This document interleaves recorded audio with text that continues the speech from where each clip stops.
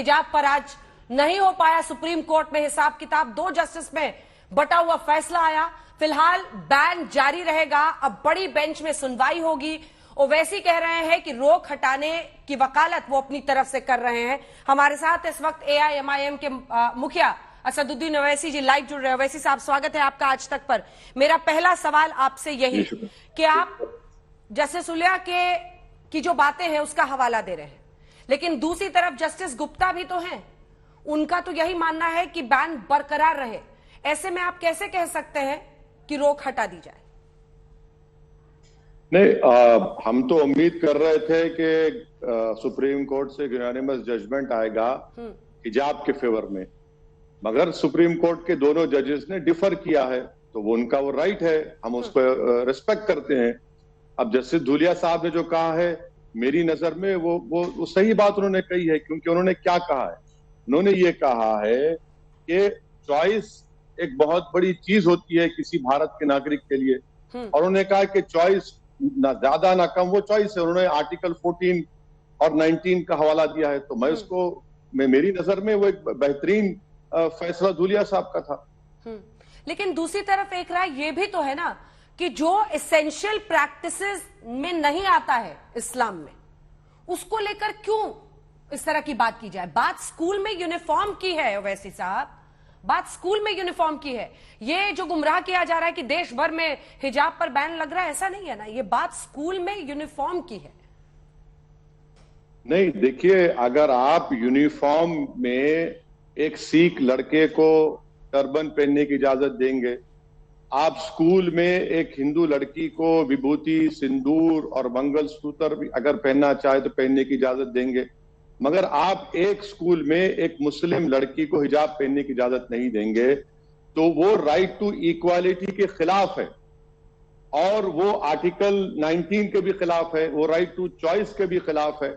हम ये कह रहे हैं कि जो भारत के कर्नाटका के स्कूलों में जो बच्चे जाते हैं स्कूल पढ़ने के लिए, अगर वो एक दूसरे रिलीजन की प्रैक्टिसेस को नहीं देखेंगे तो वो दुनिया का कैसा सामना करेंगे, वो कैसे भारत की इस डाइवर्सिटी को कैसे एक्सेप्ट करेंगे? और फिर उनकी नजर में ये होगा कि देखो, मुसलमान लड़कियां हिजाब नहीं पहन सकती, तो उनकी नजरों में मुसलमान लड़कियां कम नजर आएंगी उनको। यही बच्चे कल भारत का मुस्तकबिल है, इस देश को लेकर आगे जाएंगे। तो ये तो और जरूरी है कि उस स्कूल में वो सब रिलीजन को देखें, डिसएग्री जरूर करें, मगर महसूस तो करें, जैसा कि मैंने अपने स्कूल में देखा था और आज भी हम देखते हैं। तो इसीलिए हम कह रहे हैं कि आप जब दूसरे रिलीजन के प्रैक्टिसेस को अलाउ कर रहे हैं, तो आप इसको क्यों नहीं अलाउ करेंगे? जहां सवाल हिजाब एसेंशियल है या नहीं, मैं आपको बता रहा हूं कि ये कर्नाटका हाईकोर्ट का जजमेंट बिल्कुल गलत था। अब मिसाल के तौर पर कुरान की आयत है कि ला इकरा फिद्दीन, कि रिलीजन में जबरदस्ती नहीं है, वो रिलीजन एक्सेप्टेंस में है, हिजाब के मामले में नहीं है। हिजाब के मामले में सूरह अहज़ाब की आयत है, और वो मुस्लिम लड़कियां उस कुरान की आयत को अल्लाह का कलाम समझकर उसको एक्सेप्ट कर रही है। बाज मुस्लिम लड़कियां नहीं पहनती, उनका राइट टू चॉइस है। मगर ये बोलना कि ERP नहीं है, अरे ERP कैसे नहीं यार? अब मैडम और एक बात समझिए, जस्टिस धुलिया ने क्या कहा सर?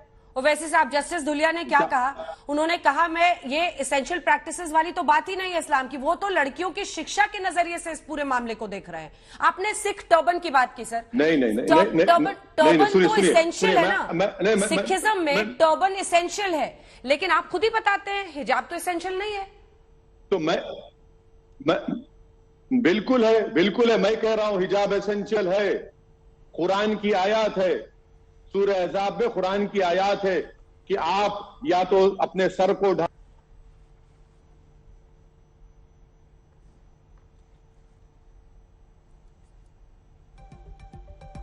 ऑडियो नहीं आ रहा सर, ऑडियो नहीं आ रहा, एक सेकंड, ऑडियो नहीं आ रहा। अनम्यूट करना पड़ेगा। म्यूट तो नहीं हो गया है? एक बार देखिएगा सर, म्यूट तो नहीं हो गया है? आ रही है सर आवाज?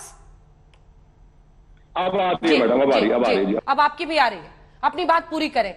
सिखिज्म में टर्बन एसेंशियल है। आज आप पहली बार मुझे लगता है ऑन रिकॉर्ड कह रहे हैं, नहीं सुनिए सर एक सेकंड, आप कह रहे हैं हिजाब एसेंशियल है। The main thrust of my judgment is the entire concept of ERP was not essential to the dispute. The High Court took a wrong path.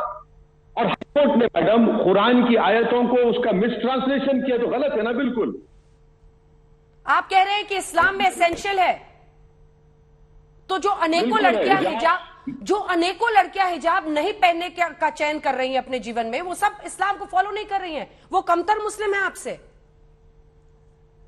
देखिए, ये कमतर है या नेक है या वली है या वलिया है, इसका फैसला तो अल्लाह करेगा।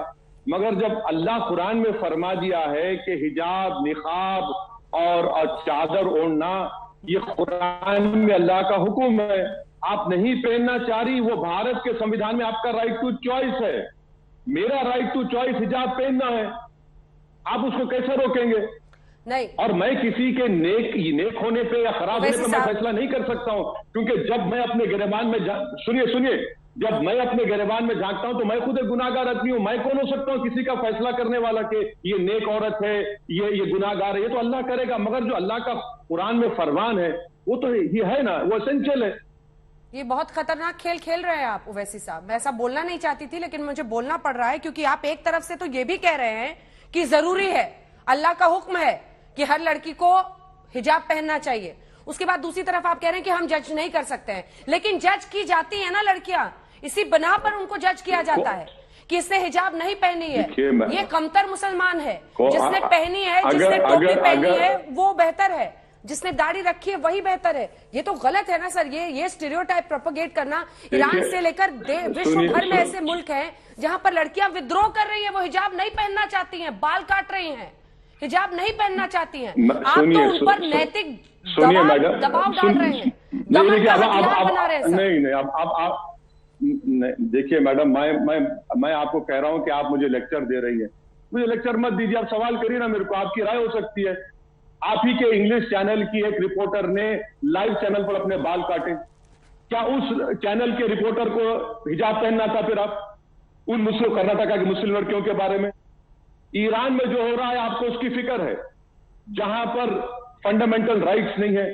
ईरान एक इस्लामिक कंट्री है, भारत एक किसी मजहब का कंट्री नहीं है।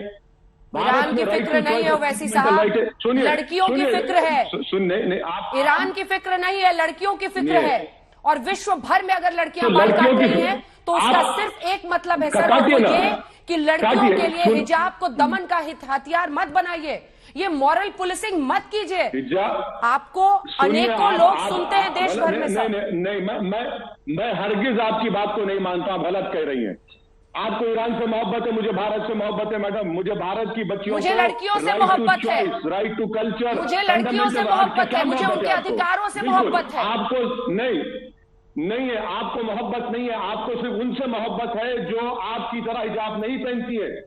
क्या मैंने कभी कहा किसी टीवी चैनल पर जाकर आकर कि मैं उसी का एंकर से बात करूंगा जो हिजाब पहनती है? मैं तो रिस्पेक्ट करता हूं। आपको मानना पड़ेगा कि जो हिजाब पहनती है, आप लड़िए, आखिरी वक्त तक लड़ूंगी।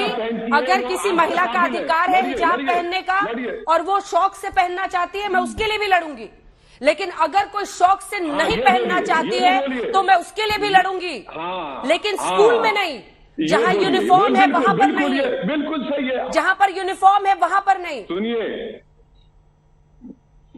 जहां पर सारे बच्चे एक समान। यूनिफॉर्म का मतलब क्या होता है सर? यूनिफॉर्म का यही मतलब होता है ना कि भेद हटे, बच्चे एक जैसे दिखे, एक जैसी अपनी पढ़ाई करें। स्कूल है ना सर, यूनिफॉर्म है। तो सुन तो लीजिए, अब आप बोले जा रहे हैं तो अगर आप एक जहन बनाकर आए हैं कि मैं अपनी बात को कह दूंगी, मुबारक हो आपको। मगर जब आप हमको बुलाए हैं आपके एक मकबूल प्रोग्राम में, तो सुन तो लीजिए। मैं आपसे कह रहा हूं कि अगर एक सिख लड़का टर्बन पहन सकता है, एक हिंदू लड़की सिंदूर विभूति लगा सकती है, मंगलसूत्र पहन सकती है, तो मुसलमान क्यों नहीं लड़की पहन सकती? मैं आपसे कह रहा हूं कि हिजाब पहनना उसका राइट टू कल्चर का हिस्सा है, राइट टू कॉन्शियस।